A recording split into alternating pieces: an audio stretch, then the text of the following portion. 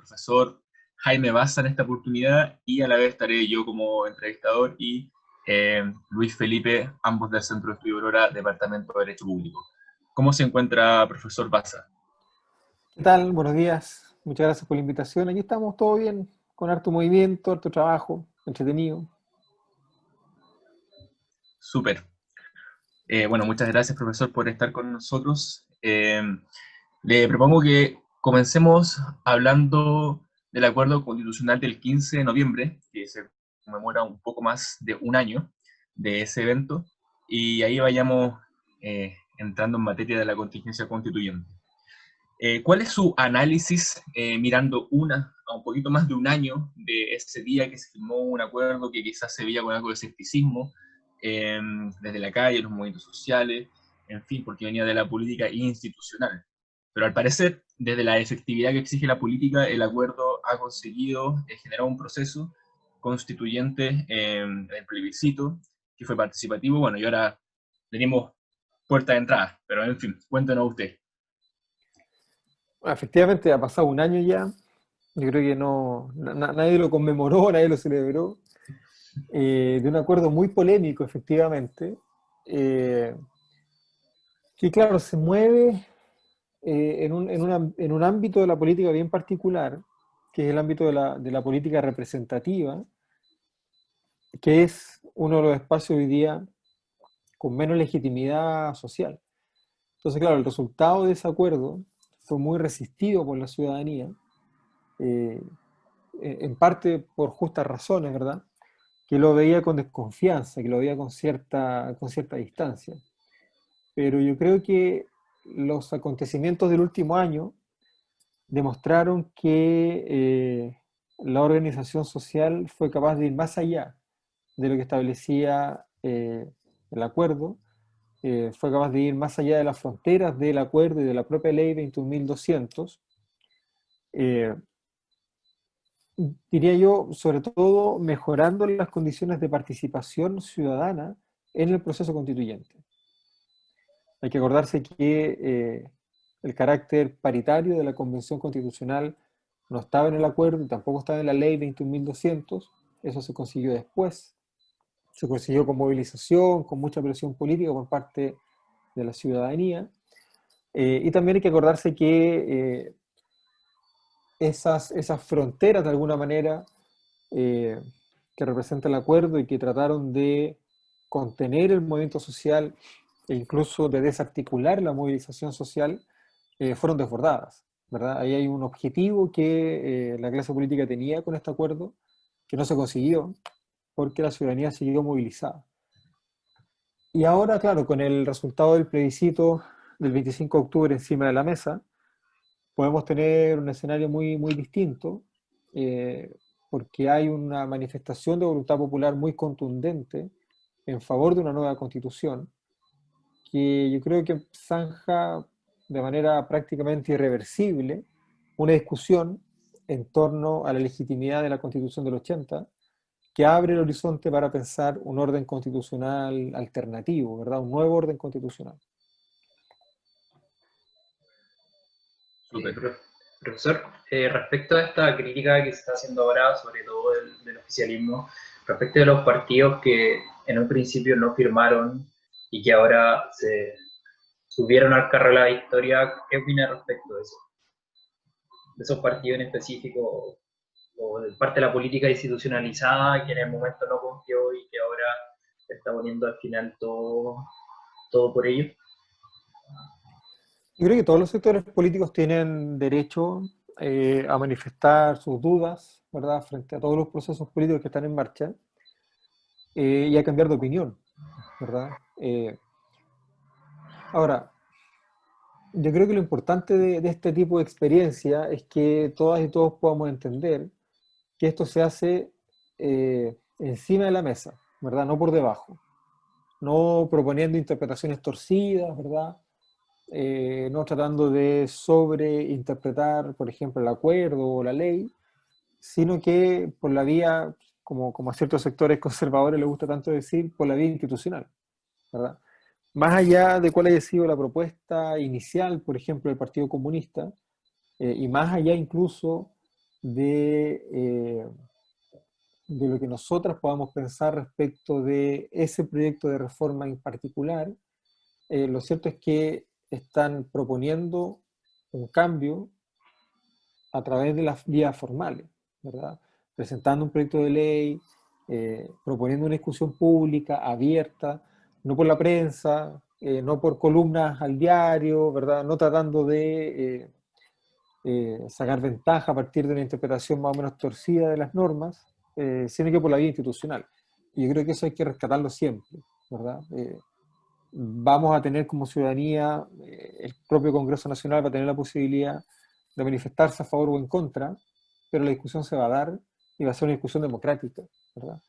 Eh, Ese punto yo creo que es importante y hay que tratar de rescatarlo siempre. Súper. Profesor, volviendo un poco al acuerdo, claro, uno podía decir que en el momento mismo en el que se estaba llevando a cabo el acuerdo, los días posteriores, su efectividad o no iba a depender en gran medida si era capaz de cierta forma, aplacar lo que se denomina normalmente como la violencia. Y en la medida de que pudiese canalizar políticamente, institucionalmente también, como le gusta decir a muchos, el conflicto político, eh, iba a ser un acuerdo que fuese lo suficientemente bueno para canalizar el conflicto. Eso de una u otra forma pasó. Y yo diría que, y esta es la segunda parte, eh, la, esto sobrevive al lado de la Constitución de 1980. O sea, la Constitución de 1980, como poder constituido, bueno, sigue sobreviviendo en el sentido que el Congreso sigue operando, la Presidencia de la República, etc. Pero tengo la impresión de que lo que realmente da unidad al proceso político chileno es el acuerdo. Y ahí hay una difícil tensión, tiendo a pensar, con los complementos que se han ido agregando al acuerdo. Como usted nombraba antes, está el caso del acuerdo que hace la Constitución paritaria, etc. Ahora estamos discutiendo los escaños reservados para los pueblos originarios. ¿Cómo se va complementando el acuerdo y tratando de manejar esa tensión? Si está de acuerdo con algo de lo que yo estoy diciendo, por cierto. Bueno, efectivamente, el, el- el- el acuerdo este se llamaba el Acuerdo por la Paz, eh, y tenía, entre otros fines, detener la violencia. Y yo creo que la violencia no se ha detenido, o sea, la represión por parte de las fuerzas policiales siguió muy activa. En noviembre, diciembre y enero fueron meses de mucha represión policial, y esto está sumamente documentado. Hay 5 o 6 informes internacionales distintos que están de acuerdo en la idea de que hay violaciones masivas a los derechos humanos por parte de la policía en contra de manifestantes. Entonces, efectivamente, en esa dimensión de conseguir la paz, el acuerdo fracasa, principalmente porque el gobierno no es capaz de someter a su fuerza policial al respeto de la Constitución y de la ley.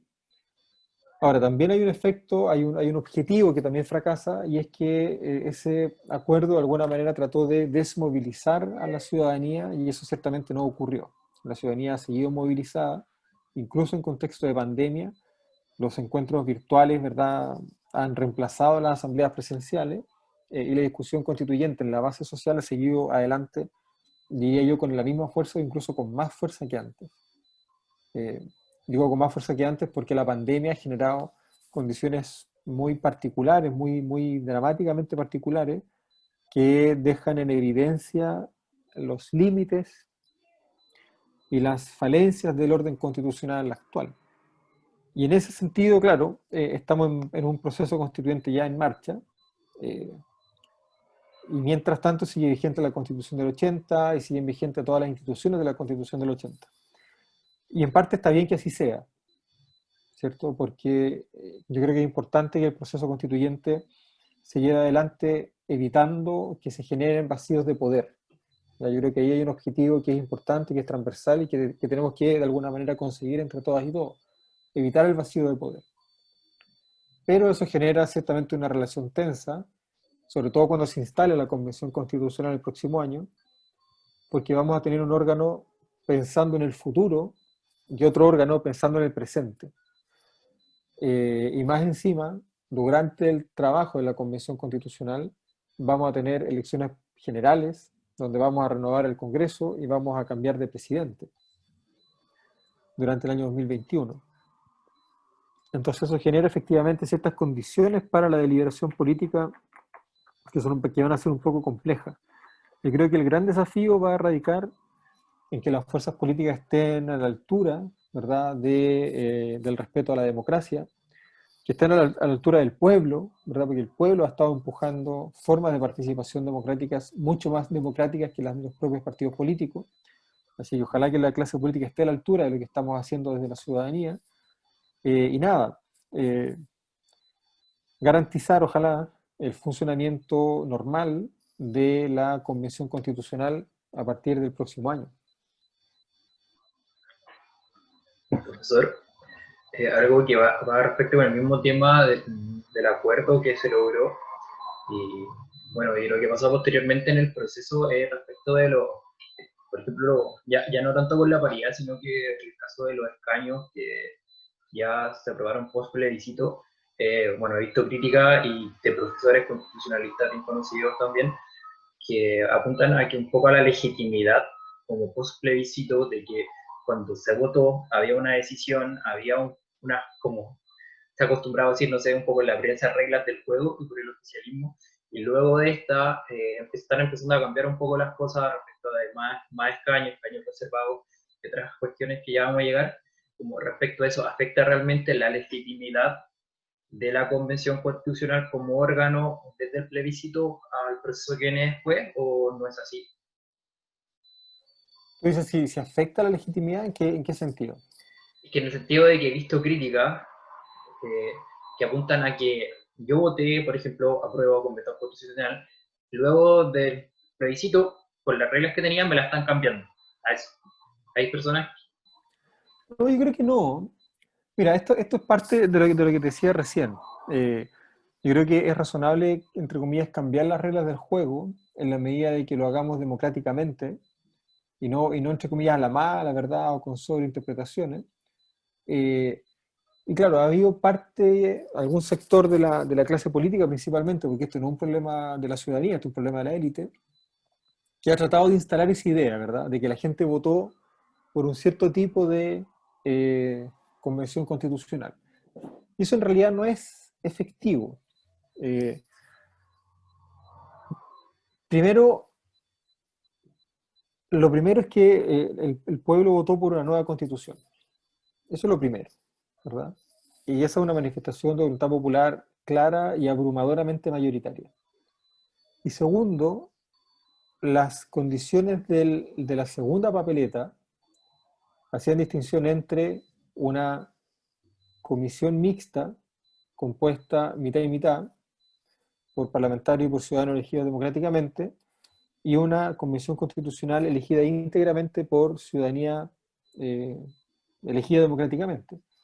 Y con escaño reservado o sin escaño reservado, esa hipótesis de una convención constitucional integrada, conformada íntegramente por ciudadanos elegidos democráticamente se satisface. Entonces no es cierto que las bases del contrato, por así decirlo, las bases del voto del 25 de octubre hayan contenido la regulación detallada de lo que es la Convención Constitucional. Eso está en la Constitución. Eso es poder constituido, ¿verdad? La gente se manifestó en favor de un órgano compuesto íntegramente por ciudadanos elegidos democráticamente. Si son 100, 150, 200 o 1000, con escaño o sin escaño, se satisface la idea de una convención constitucional íntegramente compuesta por ciudadanos elegidos democráticamente. Así que yo creo que esa es una discusión artificial. Y en segundo lugar, la idea de los escaños reservados está sobre la mesa desde el mismo 15 de noviembre, ¿verdad? Yo mismo, al día siguiente del acuerdo, el 15 de noviembre, me acuerdo que saqué un hilo de Twitter con todos los aspectos positivos que tenía esta cuestión y al día siguiente con todos los aspectos negativos, con lo que faltaba. Y el mismo día dije, aquí falta paridad, independiente y pueblo originario. El primer día. Y con esto quiero decir que desde el primer día sabemos que esto estaba pendiente. Si no se alcanzó a aprobar antes del 25 de octubre, no es culpa nuestra. Es culpa de la élite que hace las cosas mal. Es culpa de la clase gobernante que hace las cosas mal. Pero nosotros como personas, como ciudadanía normal, común y corriente, desde el principio sabíamos que estaba pendiente la aprobación de los escaños reservados por los pueblos originarios. No es responsabilidad nuestra que la élite no haga las cosas bien.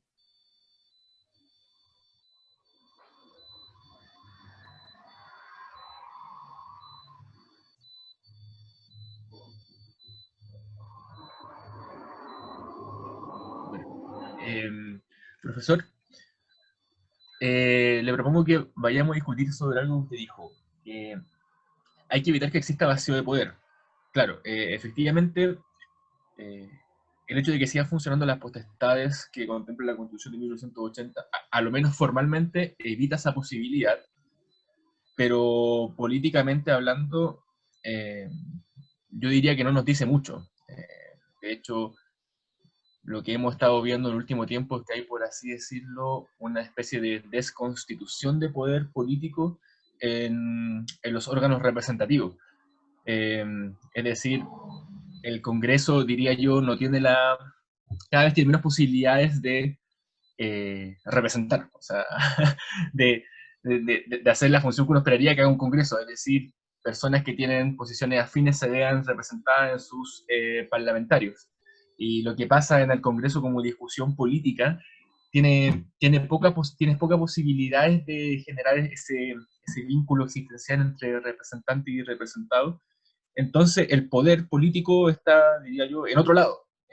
Y al parecer hay una posibilidad de canalización en el proceso constituyente mismo, pero como poder, pero el poder constituido generando leyes y todo lo que sabemos está un poco con falta de canalización política. Entonces, nos seguimos encontrando con problemas como la acusación constitucional, con el retiro del 10%, que parecen estar como un ciego, con todo el respeto que merece un ciego, tratando de pegar palo y achuntarle a lo que tiene que achuntarle. ¿Cómo sobrevivimos, por así decirlo, un año y medio más en esta tormenta? Mira, yo creo que es un tema súper importante en el ciclo político que estamos viviendo, porque la nueva constitución no va a arreglar los problemas de legitimidad que hay con la representación de manera automática. Este va a ser un proceso de reconstrucción lento, donde, claro, parte importante de nuestros esfuerzos van a estar centrados en la reconstrucción de la legitimidad de la representación democrática propiamente tal, pero también parte importante de esos esfuerzos van a estar en la participación ciudadana. Entonces, de alguna manera, vamos a estar un poco a dos bandas, tratando de hacer ese ejercicio, y no va a ser fácil. Ahora, como esto no es algo que se pueda resolver por decreto, ¿verdad? No es que podamos redactar nada, ni un decreto, ni una ley, ni una constitución que diga, ya, de ahora en adelante el pueblo va a confiar en sus instituciones. Esta es una confianza que se va a tener que ir construyendo progresivamente. Y esa construcción progresiva, esa reconstrucción de la confianza del pueblo en sus instituciones democráticas, yo creo que va a pasar, va a depender muy, muy especialmente de las formas de participación que el pueblo sea capaz de agenciar de aquí en adelante. Eh, Porque ya hemos visto a lo largo del último año, incluso ahora mismo con la discusión del retiro del segundo 10%, que el poder constituido no es sordo frente al pueblo cuando el pueblo se organiza y se manifiesta, ¿verdad? Cuando nos organizamos conseguimos que la convención fuera paritaria, cuando nos organizamos conseguimos el primer retiro del 10%, etcétera. Entonces yo creo que es importante entender ese punto, ¿verdad? Este proceso de reconstrucción de la legitimidad de las instituciones de representación popular, esta reconstrucción de la confianza del pueblo en sus propias instituciones, va a depender mucho, no solamente de que en el lugar de la representación termine la corrupción y empiece a respetarse el estándar ético, ¿verdad?, para el servicio público, sino que va a depender también de cómo desde la ciudadanía somos capaces de levantar, construir y defender nuestros propios espacios de participación. Porque cuando hemos logrado participar y organizarnos efectivamente, hemos tenido incidencias muy importantes en el espacio institucional, y me parece que ese es un aprendizaje que nos tiene que acompañar en este ciclo político que se abre, que se está abriendo, ¿verdad?, en estos tiempos. Entonces, profesor, usted estaría con aquellos que creen que la democracia representativa como principio legitimatorio de la democracia, para la redundancia, es posible de relegitimar en este proceso constituyente. Sí, Y no habría que buscar mecanismos alternativos porque quizás como principio legitimatorio ya está algo en desahucio. no, mira, yo tengo la impresión de que tenemos que hacer el máximo esfuerzo posible por recuperar la democracia, por reconstruir la representación. Tenemos que reconciliarnos con la representación, pero los últimos 30 años nos demuestran que la representación no basta, ¿verdad? No, no basta con representación. La representación es necesaria, pero no es suficiente. Y no es suficiente porque hoy día estamos en un escenario donde se demanda participación política de la ciudadanía. Y esa participación política, de nuevo, es necesaria, pero no es suficiente, porque hay una dimensión de la democracia que tiene que ser representativa. Entonces, el nuevo ciclo político yo creo que tiene que estar marcado por una democracia representativa que funcione en representación del interés general, y una democracia también participativa, caracterizada por la apertura de espacios políticos, sociales e institucionales que garanticen la participación política e incidente de la ciudadanía. Yo creo que ahí hay una trenza que es importante articular, de modo tal de que entendamos que las instituciones son necesarias, los partidos políticos son necesarios, el Congreso Nacional es necesario, pero no es suficiente, no basta con eso.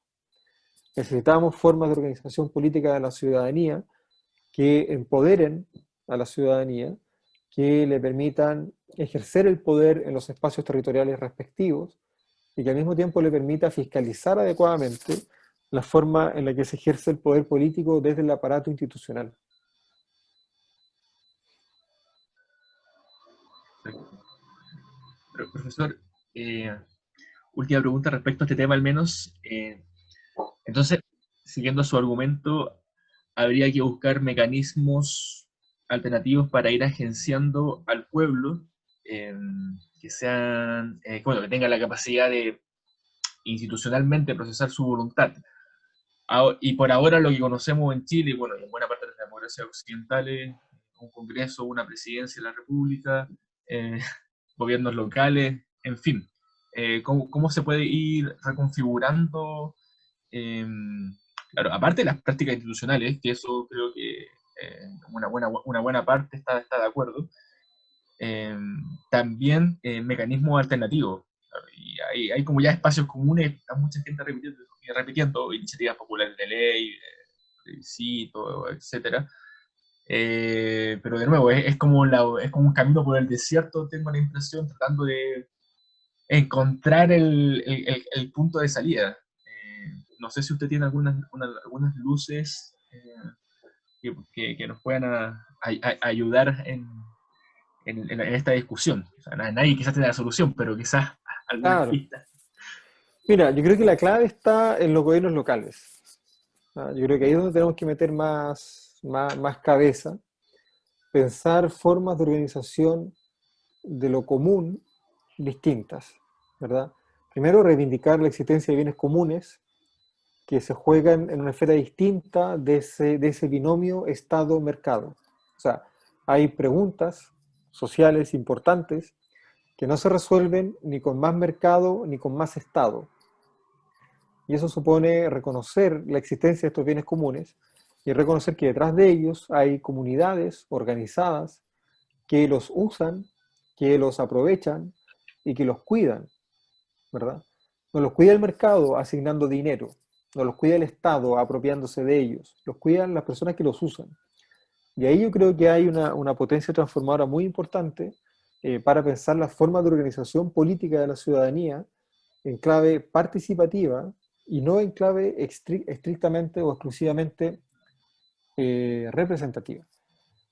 Y eso, a mi juicio, significa pensar el régimen de lo común de una manera distinta, pensar la municipalidad como institución de gestión territorial diferente, entendiendo que esa es, de alguna manera, la primera línea institucional que se relaciona con la ciudadanía. O sea, la pandemia lo ha demostrado. Mientras el Ministerio de Salud no tenía idea de cuáles eran las condiciones de hacinamiento de la población, las municipalidades sabían perfectamente bien cuáles eran las condiciones de su propia comuna.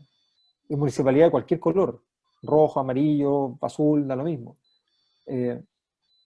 Y ahí yo creo que hay un aprendizaje que hacer. Necesitamos fortalecer ese gobierno local y reivindicar la protección de aquello de aquello que tenemos en común, de los bienes comunes.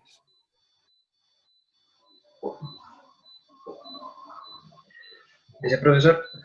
Ahora vamos a ir a un tema un poco más contingente, que es precisamente el tema de los 2/3, que surgió ahora ya con la propuesta de la diputada Camila Vallejo, que no es precisamente la eliminación, sino que es la capacidad de que la propia convención se establezca sus quórums. ¿Qué comentario merece eso? Si es lo más democrático, o en realidad, efectivamente, cambiar los 2/3 sería, o sea, a mi punto de vista, yo creo que implicaría una desprotección de las minorías que no estarán dentro. ¿Qué comentario le merece eso? Mira, primero, yo creo que cualquier paso que se dé en el empoderamiento del poder constituyente es un paso bien dado. En ese sentido, es importante poner sobre la mesa los límites del poder constituido y defender la soberanía que tiene el poder constituyente. Claro, no es una soberanía ilimitada, porque nos debemos respeto también entre nosotras las personas, ¿verdad? Y ningún órgano puede pasar por encima nuestro. Pero sí me parece razonable que esta sea una decisión que tome la Convención Constitucional, ¿verdad? Y si la Convención Constitucional quiere operar por 2/3, bueno, que lo haga. Y por eso digo, cualquier paso dado hacia el empoderamiento de la Convención Constitucional me parece un paso bien dado. Con límites, por cierto, porque igual, como decíamos hace un rato, la Convención Constitucional va a tener que convivir con el poder constituido durante un tiempo, ¿verdad?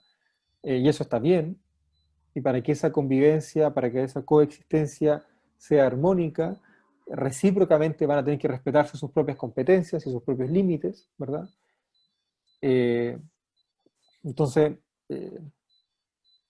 claro, la Convención Constitucional, por ejemplo, no podría meterse a legislar, pero tampoco puede el legislador meterse en la atribución de la Convención Constitucional. Entonces, en ese sentido me parece una propuesta interesante. Muy probablemente no va a prosperar, ojalá prosperara, pero probablemente no. Pero sí permite poner sobre la mesa la discusión en torno al poder que tiene efectivamente la Convención Constitucional en tanto órgano representativo del poder constituyente. Ahora, el punto sobre las minorías, yo creo que es importante también ponerlo sobre la mesa, porque aquí pasa lo mismo que pasa con los independientes. Así como los independientes no son todos iguales, porque no basta con no ser militante de partido político para ser independiente, las minorías en sí mismas tampoco son todas iguales. ¿Qué es lo que quiero decir con esto? Tradicionalmente, el derecho constitucional se entiende, desde este sentido de la protección de las minorías, como un aparato de normas y de principios que está destinado a proteger a aquellas minorías que eventualmente no están en las condiciones institucionales suficientes para protegerse por sí mismas y para evitar que la dictadura de las mayorías las arrase, como ha ocurrido con regímenes fascistas y totalitarios durante el siglo XX. Y esas minorías son principalmente minorías étnicas, minorías religiosas, minorías sexuales, minorías, qué sé yo, nacionalidades, ¿verdad? Minoritarias, en fin. Pero, y en ese sentido, hay mecanismos destinados a proteger a esa minoría. Hay catálogos de derechos fundamentales, hay tratados internacionales, hay mecanismos jurisdiccionales locales, hay mecanismos jurisdiccionales supranacionales que tienen por finalidad proteger a esas minorías. Pero la minoría política es otra minoría distinta.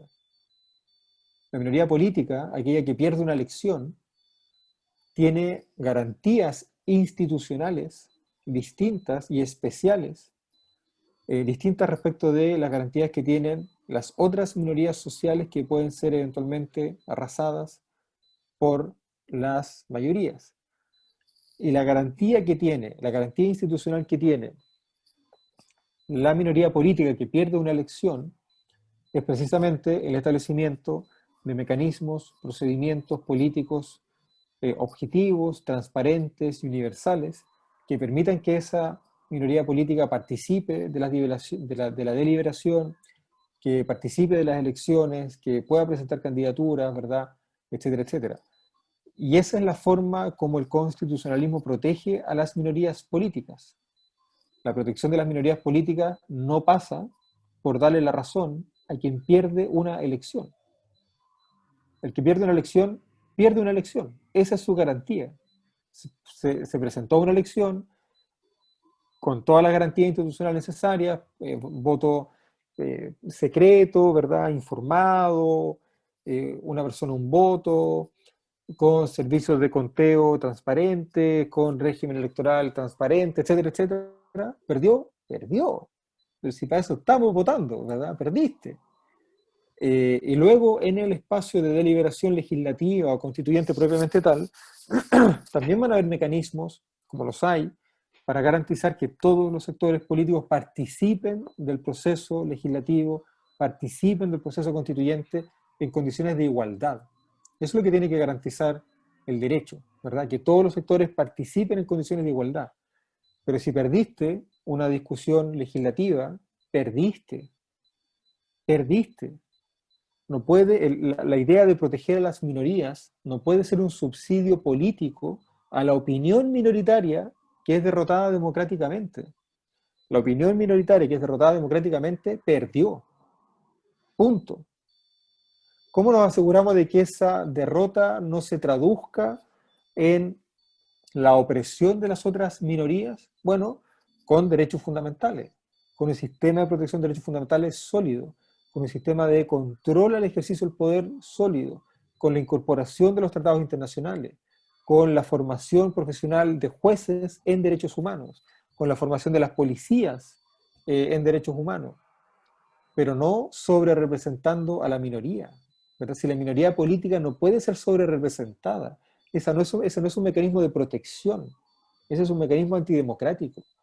Y creo que es sumamente importante que este punto lo pongamos efectivamente sobre la mesa y podamos entender como ciudadanía que los mecanismos de protección de las minorías oprimidas son distintos mecanismos que aquellos que protegen a la minoría política. La minoría oprimida nunca pierde, siempre es protegida por el derecho, pero la minoría política sí.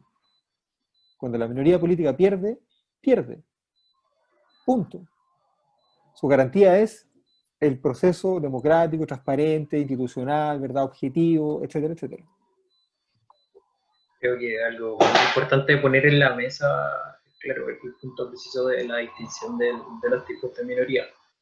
Creo que es algo que particularmente no había pensado así, y claro, encuentro toda la razón. Bueno, quizá una pregunta ahora un poco más técnica respecto de su opinión personal. ¿De qué quórum sería efectivamente el mejor para un órgano constituyente? La verdad que no lo tengo del todo resuelto. No lo tengo del todo resuelto. Lo que pasa es que efectivamente la regla general tiene que ser la mayoría, ¿verdad? La mayoría calificada. Es decir, mayoría absoluta, de modo tal de que se tome una decisión cuando hay más votos a favor que en contra, básicamente. Pero también hay que tener presente que esta nueva constitución tiene que garantizar estabilidad y tiene que garantizar gobernabilidad. Y detrás de esa garantía está la legitimidad del proceso constituyente y la legitimidad de la nueva constitución. Ahora, el punto está, y esa es mi duda, entre comillas, que yo prefiero ponerla sobre la mesa y explicitarla. Mi duda está en que la legitimidad del proceso no se garantiza con los quórums de votación, se garantiza con el procedimiento participativo propiamente tal, ¿verdad? Con las condiciones de la deliberación constituyente. Y ahí yo creo que hemos puesto poca atención, ¿verdad? La élite se ha preocupado de tenernos discutiendo en torno al quórum, porque a ellos en particular les conviene tener un quórum alto, porque esa es la minoría que hay que proteger, entre comillas, a los poderosos, ¿verdad? Al empresariado.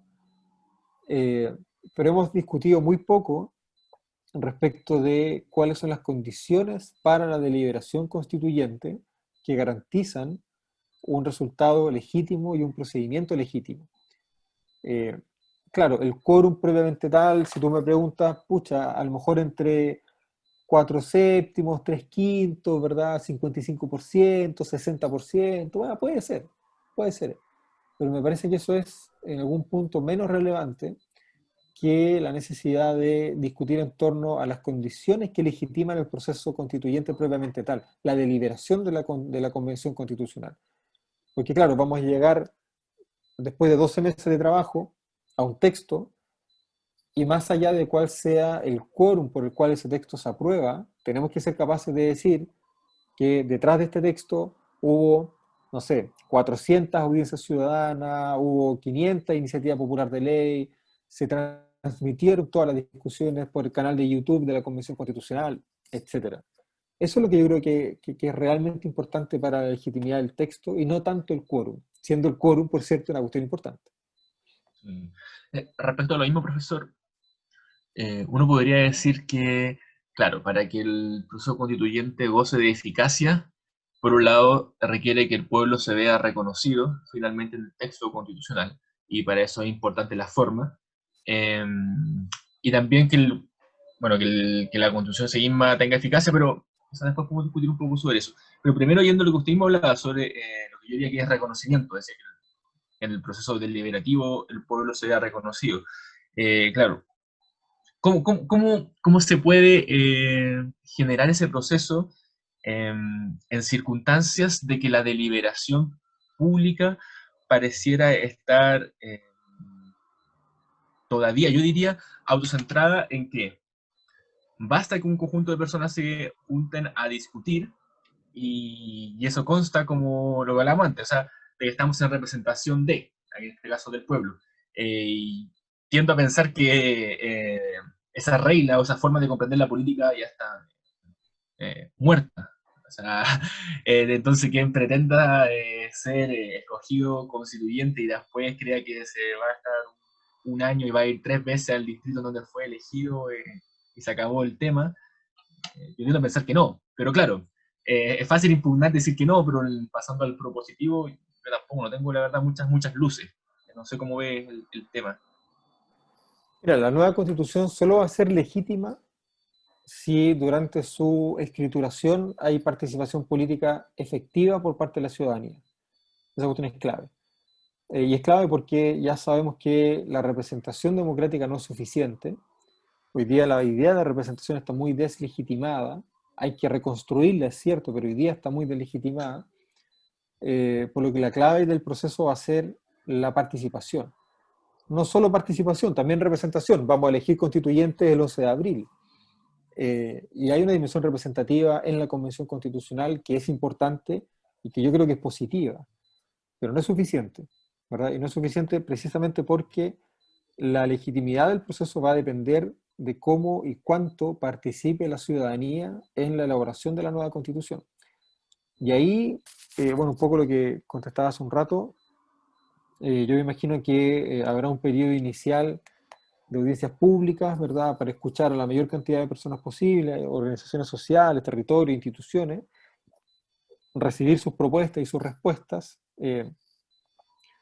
y luego vendrá un trabajo de redacción, ¿verdad? Etcétera, etcétera. Eh, en ese proceso, la participación ciudadana va a ser clave para la legitimidad de la nueva constitución. No podemos llegar al plebiscito de salida, no sé, el septiembre del 2022, a presentarle un texto constitucional a la ciudadanía que la ciudadanía conozca por primera vez. Lo van a tirar por la cabeza. Como el texto Bachelet, que nadie Claro, sabe dónde sale. exactamente. Ah, chuta, quedan 4 días para mi mandato, toma, aquí está la nueva constitución. Chao, eso no va a pasar. Y no va a pasar precisamente porque hoy día hay mucha ciudadanía movilizada, organizada, que está trabajando temas constitucionales desde noviembre del año pasado, y que tiene algo que decir, ¿verdad? Y no solo tiene algo que decir, tiene derecho a decirlo. Tiene derecho a decirlo. Entonces los espacios de participación ciudadana van a ser fundamentales para la legitimidad del proceso constituyente. Perfecto. ¿Felipe? Respecto al tema en particular, creo que no tengo más comentarios. Sí, teníamos otra pregunta, la estuve acá. Sí, sí, no, yo la verdad tengo una pregunta sobre este mismo tema. Bueno, respecto a las reglas mismas de cómo se debe aprobar el texto constitucional en el órgano constituyente, claro, está por un lado el tema del pueblo que se ha discutido bastante y yo estoy de acuerdo con usted en que ese no es el tema central, pero a la vez hay propuestas alternativas, como por ejemplo donde no haya consenso, eh, se plebisciten el dilema o problema que no es posible zanjar por la constituyente. Eh, Quizás yo diría que esas son muestras de, claro, porque quién se va a sentir instado a decir que un plebiscito tiene que ser aprobado por 2/3? Al menos yo no conozco ningún plebiscito en el mundo en que se le requieran 2/3 de los ciudadanos para, para decir que eso es una votación eficaz. Eh, y ahí me llama la atención esta discusión, porque escuchaba a la alcaldesa de Providencia hace un tiempo atrás proponiendo una idea bastante similar. Claro, pero con temas a la inversa. Por ejemplo, bueno, decía, necesitamos que piensa la gente sobre migración, un conjunto de temáticas que para uno podría llamar el progresismo o las izquierdas, no son temas eh, muy fáciles de tomar ese punto de vista. Claro, si uno vota, por ejemplo, votemos la pena de muerte, posiblemente haya un conjunto de personas bastante cercanas a posiciones como esa, bastante relevante, o sea, no es una minoría. Eh, entonces el tema de los plebiscitos es una puerta que uno puede abrir. Y, claro, uno la abre, pero no solamente para el lado que le gusta, sino que la abre. O sea, como usted decía antes, se gana o se pierde. Eh, ¿Cómo se puede manejar esa compuerta? Porque yo creo que ya de cerrarla en la discusión política chilena va a ser cada vez más difícil para quienes pretenden cerrarla, por cierto. Bueno, los temas más complicados son los temas de derechos humanos en general. Y para eso tenemos ciertos estándares internacionales que garantizan de alguna manera el principio de la no regresividad. O sea, no podemos retroceder. Y en ese sentido yo creo que es poco probable, ¿verdad?, que se generen las condiciones que fuercen un retroceso en materia de derechos fundamentales. Por lo tanto, la Constitución actual ya es un retroceso respecto de la Constitución vigente antes del golpe de Estado. Y ese retroceso solo fue posible gracias al golpe de Estado. Ahora, yo creo que sería importante que la Convención Constitucional incorporara algún tipo de plebiscito dirimente para consultar a la ciudadanía respecto de materias que tengan un amplio apoyo en la convención, que tengan un amplio apoyo ciudadano, pero que no alcance el quórum exigido, ¿verdad? Y ahí podríamos tener un plebiscito nacional, por ejemplo, en el penúltimo mes de trabajo de la Convención Constitucional, donde, no sé, con 2, 3 o 4 papeletas distintas, se sometan a votación 2, 3 o 4 problemas distintos, cada papeleta con 2 alternativas para simplificar esta cuestión, y eso luego incorporarlo al texto final que se va a plebiscitar junto con todo lo demás. Aquí yo creo que es muy importante, como te decía hace un rato, la forma en la que participa la ciudadanía en la discusión constituyente, y especialmente esa función pedagógica que tiene la propia deliberación, ¿ya? Durante la propia deliberación vamos a ir aprendiendo también muchas cosas, como por ejemplo que hay ciertas materias en las cuales no podemos retroceder, ¿verdad? Eh,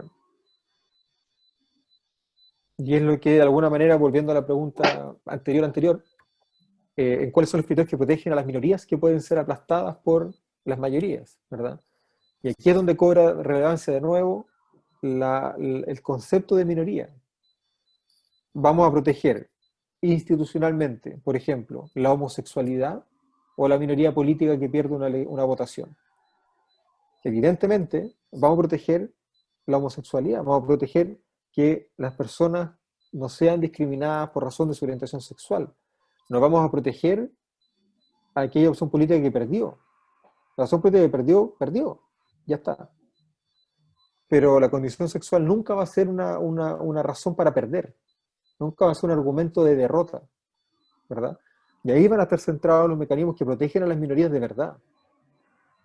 Y eso va a permitir, de alguna manera, evitar que se retroceda en cuestiones de derechos humanos y especialmente que se aprueben cuestiones que pueden ser muy populares, pero que son populares desde una perspectiva más bien populista, ¿verdad? Donde se manipulan las emociones de las personas, que llevan a las mayorías muchas veces a desconocer los derechos de las minorías. Claro, pero eso, o sea, a ver, si yo tuviese que posicionarme, estaría de acuerdo con usted, pero como proximidad metodológica, yo diría, bueno, la política es política, o sea, es siempre mucho más fuerte que las subjetividades, moralidades que podemos tener cada uno. Por ejemplo, en este caso, sobre la homosexualidad, claro, a mí también qué duda me cabe que es un bien a ser protegido. Eh, pero eso políticamente es perfectamente posible que no sea así. Y en esos casos, claro, cuando se abre la puerta a las mayorías, es de nuevo, o sea, uno no puede decir que esta mayoría eh, es populista y esta mayoría no es populista. O sea, por supuesto, uno puede identificar patrones que nos hagan a todos decir que estamos en un momento populista, o al menos un sector, pero me parece que la puerta que uno abre es muy difícil de cerrar por la vía de una cierta como evolución en los derechos fundamentales. Eh, pero en fin, es solamente un punto. Mira, yo creo que hay mayorías populistas y mayorías no populistas. Porque Por ejemplo, ¿cómo? no, porque por ejemplo, si todas las mayorías fueran populistas, entonces la democracia sería populista. Yo creo que la democracia no es populista. O sea, la democracia no se sostiene sobre la idea de la simplificación de la representación en un líder que conoce a su pueblo, entre comillas, no se sostiene sobre la manipulación de las emociones de la masa. La emoción tiene un valor en la democracia, ciertamente, pero no su manipulación.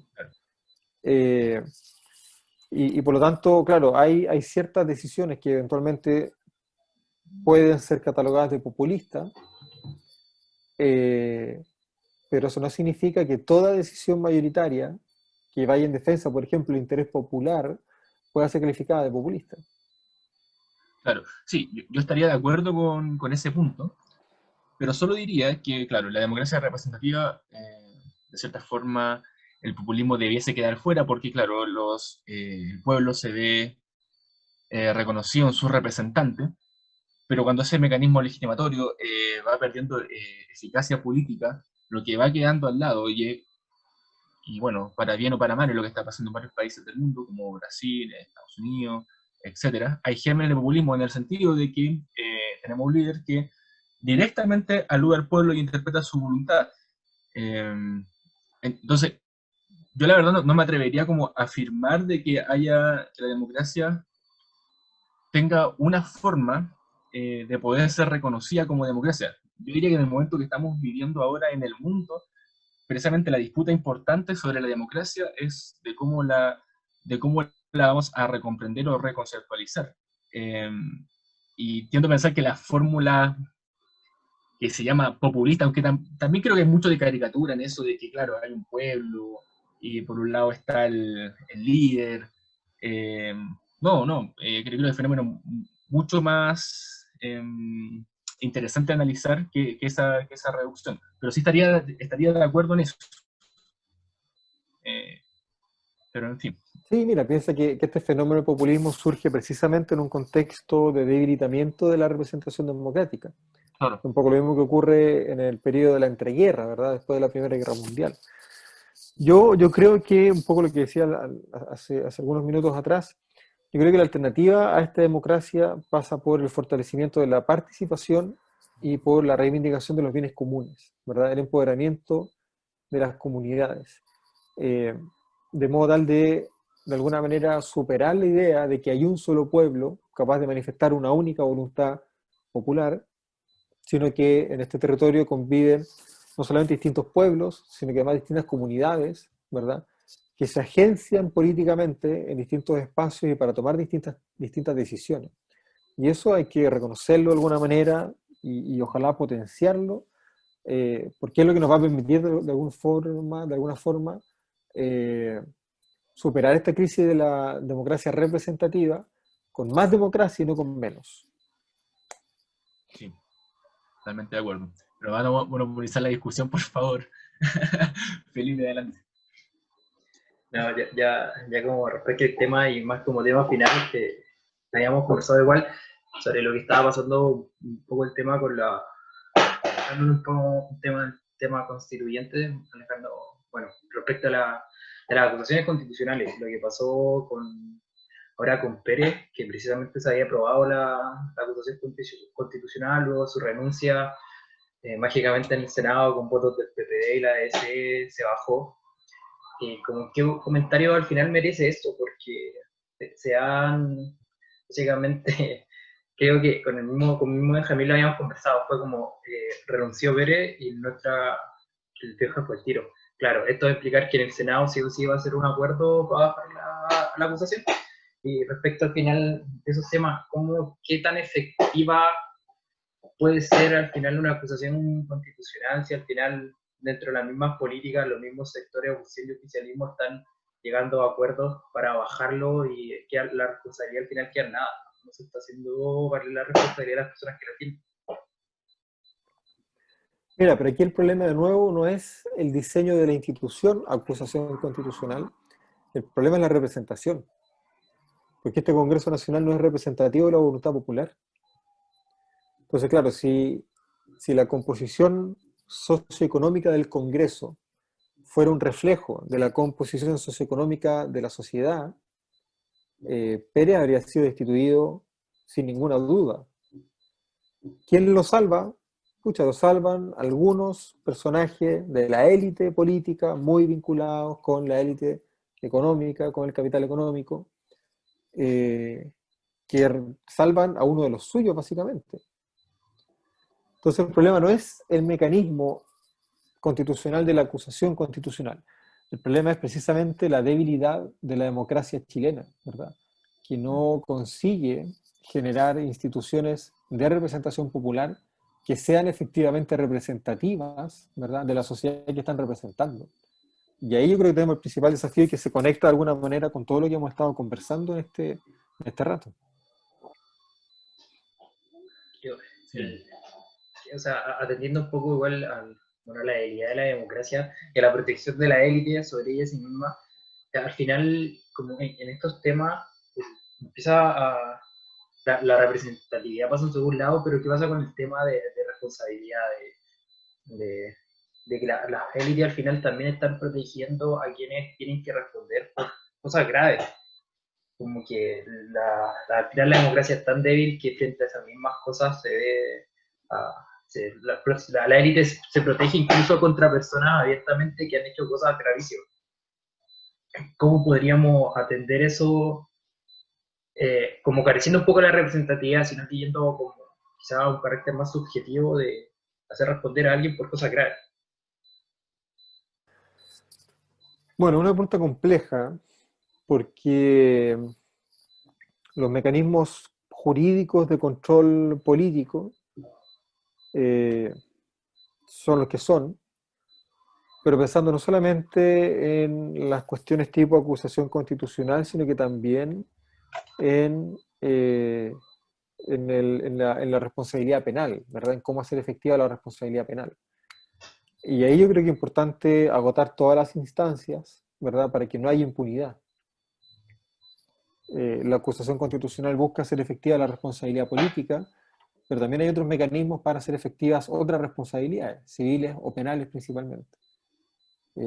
Y también hay una dimensión social de esta responsabilidad que también es importante poner sobre la mesa, y es qué es lo que hacemos como ciudadanía en los espacios normales para evitar que haya impunidad. Y es una pregunta más compleja, porque son modos de control más difusos, más informales, que no hemos puesto en marcha mucho en los últimos 30 años, ¿verdad? Pero que probablemente permitirían mejorar los estándares de justicia, sobre todo en materia de violación a los derechos humanos, ¿verdad? Que yo creo que es lo más sensible. Todavía tenemos de ministro de Justicia a un encubridor de Colonia Dignidad. ¿Cómo eso es posible en el siglo XXI? O sea, un enclave nazi donde se torturaban personas, que funcionó articulado con la dictadura, con la DINA, donde se violaron niños y niñas, protegido por el actual ministro de Justicia y Derechos Humanos. Y no pasa nada. Y tan campante el ministro de Justicia, pero es que es inconcebible. Tuvimos de ministro del Interior a uno de los jóvenes de Chacarilla, bendecidos por el dictador, y lo permitimos. Entonces, con esto quiero decir que hay una dimensión de la impunidad que pasa por hacer efectiva la responsabilidad desde la sociedad. Y en ese sentido, como sociedad, también tenemos que hacernos cargo de que estamos en deuda, ¿verdad? Estamos en deuda. Pero bueno, estamos reconstruyendo de alguna manera esa forma de organización política que nos va a permitir hacer efectivas estas responsabilidades en su momento, y tenemos que seguir en este camino, creo yo. Un camino difícil, pero hay que seguir transitándolo. Profesor, a ver, esta sería la última pregunta por mi parte. Yo tengo la impresión de que la discusión constitucional, uno podría decir, desde el espacio público, pero el espacio público en el cual no participa la élite, sino lo que espera un ciudadano promedio, lo que haga una constitución, está centrada en los derechos fundamentales, o los derechos sociales más específicamente, y hay una gran esperanza puesta en lo que sea capaz de generar este proceso constituyente, en garantizar un conjunto de derechos a los ciudadanos y ciudadanas. Pero yo soy de quienes creen que gran parte del problema constitucional chileno, más que en la parte de los derechos, estaba en la parte de lo que hemos hablado, que es buena parte de toda esta entrevista, conversación, en la articulación de poder político, de cómo se ve representado el pueblo en sus instituciones y es capaz de canalizar esa voluntad. Y en la medida que eso tenga éxito, uno podría decir que después pueden haber 30 o 40, no sé cuántos años de un proceso político virtuoso, una nueva práctica política. Pero claro, esa yo diría que es una discusión mucho más elitaria, o sea, discusiones como esta, o sea, de personas que están formadas en derecho, de sociólogos, politólogos, etc. Bueno, creo que esto es un tema importante en sí mismo, la expectativa de lo que puede hacer la Constitución, pero a la vez de cómo los saberes, podríamos decir, técnicos, expertos, dialogan en todo este proceso constituyente con, con el pueblo, que al final es el que ha hecho posible el proceso constituyente, porque el proceso constituyente no fue posible porque gente como nosotros, nosotras, se sentara a discutir, sino fue porque, disculpen la expresión, pero estaba la cagada en todos lados. y el país no aguantaba más así, sencillamente. Porque estaban quemando cuestiones en las periferias de Santiago, en las provincias, hasta el pueblo más chico de Chile había una protesta, así, y el IPSA caía un 30%, esas las circunstancias que que permitieron este proceso constituyente. ¿Cómo dialoga todo esto? Bueno, un poco con la misma intensidad con la que hemos estado conversando de la relación entre representación y participación. Eh, si bien el proceso constituyente actualmente en curso fue canalizado a través de una decisión institucional, todo esto ha sido posible porque ha habido una movilización social permanente que lleva un año ya, ¿verdad? Y eso es lo que debiera de alguna manera hacernos entender a todas y todos que la organización popular sí puede reequilibrar las relaciones de poder en una sociedad y puede conseguir cosas importantes. El 25 de octubre conseguimos un triunfo aplastante, ¿verdad? Abrumador, una mayoría realmente abrumadora en favor de los cambios sociales, en favor de una nueva constitución. Y eso no lo conseguimos gracias a la élite, etcétera, eso lo conseguimos trabajando. No fue fácil, ¿verdad? Fue súper difícil, ha habido mucho dolor entre medio, ha habido violaciones a los derechos humanos que hemos tenido que sufrir, pero lo hemos conseguido nosotras, las personas comunes y corrientes organizadas, sistemáticamente, ¿verdad? Etcétera, etcétera. Yo creo que esa es la línea que hay que mantener especialmente ahora que se abre este proceso para la redacción de una nueva constitución y que después hay que implementarla, ¿verdad? Si después de la nueva constitución esto sigue, hay que La aplicar política. la nueva, claro, hay que aplicar la nueva constitución, habrá que defenderla incluso eventualmente, ¿verdad? Así que nada, este es un proceso permanente. Perfecto. Bueno, creo que estamos en la hora, así que podríamos ir cerrando para no robar más del tiempo del profesor que ha tenido la gentileza de conversar con nosotros. Una discusión bastante interesante. En fin, así que le damos la palabra a él para que diga unas palabras finales si lo estoy permitiendo. No, mira, Felipe, Benjamín, muchas gracias por la invitación. Estamos viviendo tiempos muy, muy intensos, muy interesantes.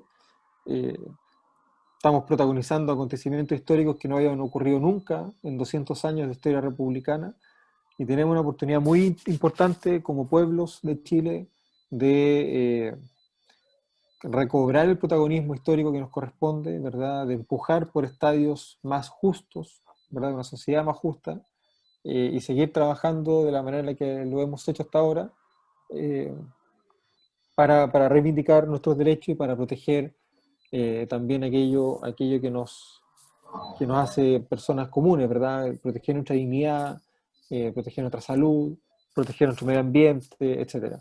Así que nada, muchas gracias por la invitación y espero que podamos efectivamente seguir en contacto porque se vienen muchos